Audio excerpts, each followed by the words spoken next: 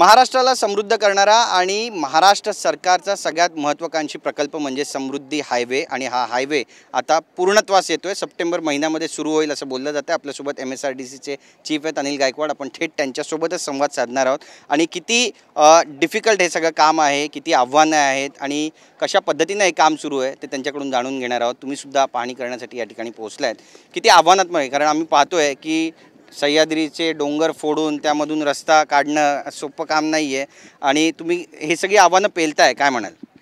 नाही, समृद्धी महामार्गाचा हा जो शेवटचा टप्पा आहे, इगतपुरी ते आमने हा 76 किलोमीटर लांबीचा टप्पा आहे आणि आता पूर्णत्वास आला आहे। जवळपास ही सगळी कामं, मुख्य कामं पूर्ण झालेली आहेत आणि तो फिनिशिंगची कामं सुरू आहेत। आणि या टप्प्यातला हा जो पूल आहे जिथे आपण उभे आहोत, हा सगळ्यात जास्त आव्हानात्मक पूल आहे। 1.875 किलोमीटर लांबीचा पूल आहे, पण याच्यामध्ये बॅलन्स कॅन्टिलिव्हर अशा पद्धतीने आपण याचं सुपरस्ट्रक्चरचं काम केलं आहे। कारण ओएसिस फर्टिलिटीच्या तज्ज्ञांनी IVF उपचार पद्धतीद्वारे 1 लाखांहून अधिक जोडप्यांना मातृत्व प्राप्तीचा आनंद दिला आहे। मोफत अपॉइंटमेंट बुक करण्यासाठी आजच संपर्क साधा। 140 मीटर स्पॅनचे असे 140 मीटर 2 खांबातलं जे अंतर आहे, असे बॅलन्स कॅन्टिलिव्हरचे असे या ठिकाणी सुपरस्ट्रक्चरचं काम आहे आणि ते आपण या ठिकाणी केलेलं आहे। आणि 82 मीटर असे उंचीचे खांब पण आहेत या पुलाला, म्हणजे अगदी टॉलेस्ट खांबाची जर आपण उंची पाहिली तर ती 82 मीटर आहे। आणि हे काम जास्त आव्हानात्मक याच्यासाठी होतं की हे व्हॅलीमधलं काम आहे, खूप खोल दरी आहे आणि हा कोकणाचा प्रदेश असल्यामुळे या ठिकाणी मोठ्या प्रमाणामध्ये पावसाळ्यामध्ये खूप वेगाने वारे असतात आणि खूप मोठा पाऊस असतो। तर अशा पावसाळ्याच्या काळातसुद्धा या ठिकाणी आम्ही 50% एफिशियन्सीने काम करत हा पूल आता पूर्णत्वास आणलेला आहे। हे पूल नेमके उभे कसे केले? कारण बरीच आव्हानं आहेत आणि जे अंतर आहे 2 पिलरमधले ते पण फार जास्त आहेत, 140 मीटरपर्यंत हे अंतर आहे। नाही, या ठिकाणी उंचीवरून आता बघा 82 मीटर उंचीपर्यंत खालनं सपोर्ट करून एखाद्या सुपरस्ट्रक्चरची निर्मिती करणं किंवा गर्डर्स कास्ट करणं आणि परत 2 खांबावर आणून ठेवणं हे शक्य नाही आहे। म्हणून आम्ही या ठिकाणी बॅलन्स कॅन्टिलिव्हर पद्धतीने काम केलं। म्हणजे सुपरस्ट्रक्चर हा वरच्यावर अगदी, म्हणजे जो खांब दिसतोय आपल्याला त्या खांबाच्या ठिकाणी एक हॅमर हेड आहे आणि त्या हॅमर हेडच्या ठिकाणी CFT लावली आहे दोन्ही बाजूला, ज्याला आपण कॅन्टिलिव्हर फॉर्म ट्रॅव्हलर म्हणतो। आणि दोन्ही साईडला, म्हणजे अगदी त्या खांबापासून दोन्ही साईडला इक्वली आपण असं काम करत जातो। म्हणजे पहिले 2.5 मीटरच्या तुकड्यामध्ये, म्हणजे ॲट अ टाईम खांबाच्या दोन्ही बाजूला 2.5 असं मीटर, नंतर काही टप्प्याने 3-3 मीटर, मग शेवटी 5-5 मीटर, असं करत करत तुकड्यामध्ये हे आपण कॅन्टिलिव्हर पद्धतीने हे सुपरस्ट्रक्चरचं काम करत आलो आणि शेवटी 2 कॅन्टिलिव्हर जेव्हा एकत्र आले त्या ठिकाणी आपण त्याला स्टिचिंग केलेलं आहे। तर हे काम जास्त आव्हानात्मक आहे। नक्कीच राजकीय इच्छाशक्ती पण लागते, ज्यावेळी इतकी मोठी प्रकल्प हाती घेतले जातात, तशी राजकीय इच्छाशक्ती महाराष्ट्र सरकारची आहे असं म्हणावं?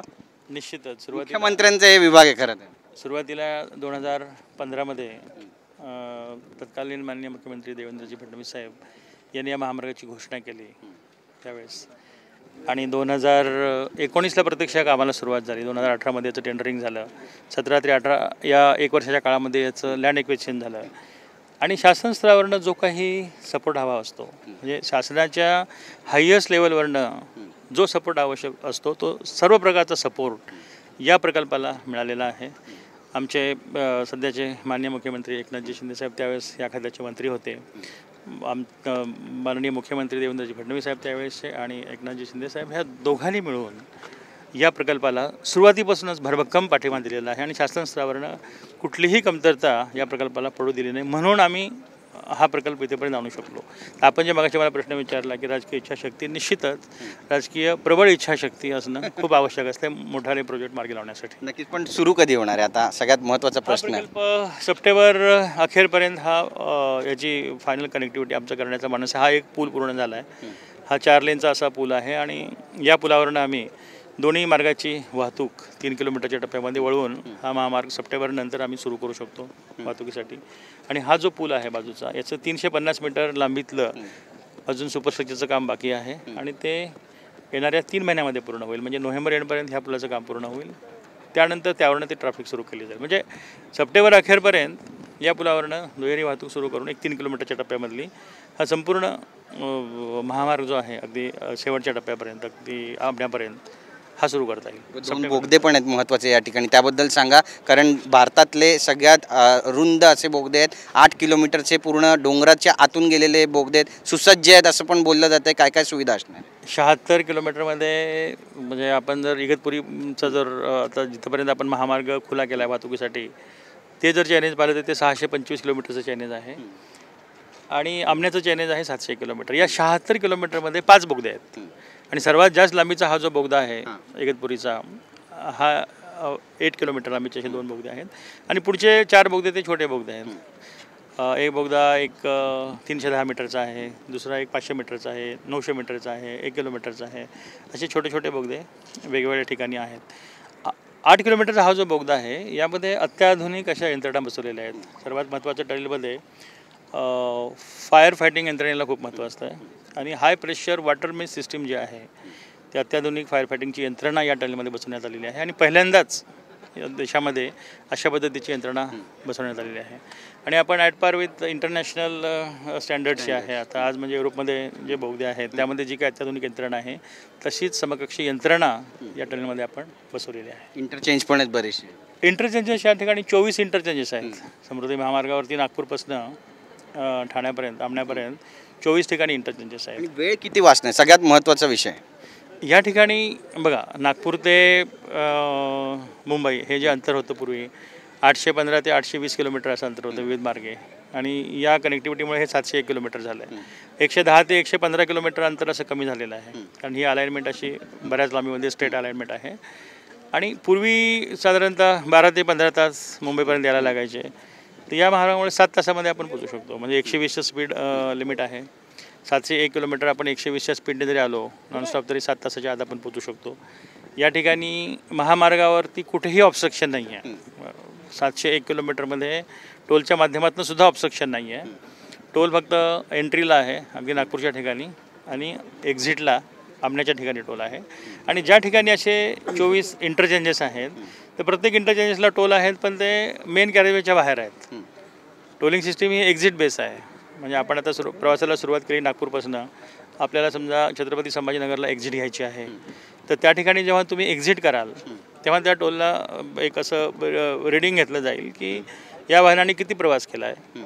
समजा आता 0 किलोमीटरवरून आता सावंगीचा इंटरचेंज घेतला आपण छत्रपती संभाजीनगरचा तर 423 किलोमीटर चॅनेज आहे. तर त्या ठिकाणी 423 किलोमीटर डिस्टन्स ट्रॅव्हल केल्यानंतर जेवढं काही त्याला पेमेंट करायचं तेवढंच पेमेंट त्या ठिकाणी कट केलं जाईल. साधारणतः ₹1.72 प्रति किलोमीटर असा टोल रेट येतो. केंद्र शासनाच्या ज्या काही गाईडलाईन्स आहेत टोलच्या बाबतीमध्ये 2008च्या त्या धर्तीवरती हे असे दर निश्चित केलेले आहेत आणि तेवढंच म्हणजे जेवढं अंतर त्या वाहनाने कापला जाईल तेवढाच टोल वसूल केला जातो. बरं, एक शेवटचा प्रश्न आहे. बरंच एक नरेटिव्ह सेट केलं आहे म्हणूया किंवा लोकांच्या मनामध्ये भीती आहे अशा प्रकारे की समृद्धी हायवे अगदी सरळ आहे, नाकाच्या सरळ रेषेने, कुठेच ऑब्स्ट्रक्शन नाही आहे, त्यामुळे अपघात होतात आणि वाहन चालकांना झोपसुद्धा लागते, त्यामुळेही अपघात होतात. अपघातांचे प्रमाण वाढले की बाजूला रुग्णालय नाही आहे, त्याच्या सुविधा नाही आहे, हेलिपॅड तयार करायला पाहिजे, बरेच गोष्टी आहेत. या सगळ्यांवरती तोडगा काय, उत्तर काय देणार तुम्ही? नाही, पहा, हा महामार्ग अगदी आपल्या जे काही इंजिनिअरिंगची मानकं आहेत, स्पेशल पब्लिकेशन IRCचं जे 99 आहे त्या मानकाप्रमाणे ह्या सगळ्या महामार्गाचं एक्झिक्युशन झालेलं आहे. त्यामुळे इंजिनिअरिंगदृष्ट्या हा महामार्ग परिपूर्ण महामार्ग आहे. या ठिकाणी प्रत्येकाने महामार्गावरनं प्रवास करताना जे काही वाहतूक नियम आहेत, वाहतूक नियमाचं पालन केलं, आपल्या वाहनांची काळजी घेतली आणि वाहनासोबत स्वतःची काळजी घेतली तर मला वाटतं की महामार्गावरती अपघात होणार नाही आहेत. प्रत्येकाने जबाबदारीने या महामार्गाचा वापर करायला पाहिजे. आपल्याकडे यापूर्वीचा जर एक्सप्रेसवे पाहिला तर हा मुंबई पुणे हाच एक्सप्रेसवे आहे, त्यानंतर हाच एक्सप्रेसवे होतो आहे. तर सगळ्या म्हणजे माझी मंडळींना विनंती आहे सगळे जे वापर करतात एक्सप्रेसवेचा की त्यांनी एक्सप्रेसवेचा वापर हा नियमानुसार करायला पाहिजे, पालन करायला पाहिजे, सवयीचा करून घ्यायला पाहिजे, अपघात होणार नाही. नक्की धन्यवाद आमच्याशी बोलल्याबद्दल. तर आपल्याला पाहावं लागेल की नेमकं आता सप्टेंबर महिन्यामध्ये जेव्हा समृद्धी हायवेचा हा अंतिम फेज सुरू होईल त्यानंतर लोकांच्या प्रतिक्रिया काय असणार आहे. पण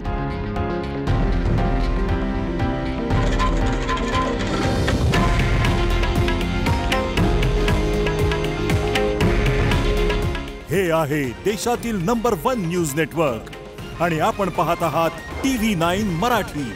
काळजी तुमची, हित महाराष्ट्राचं.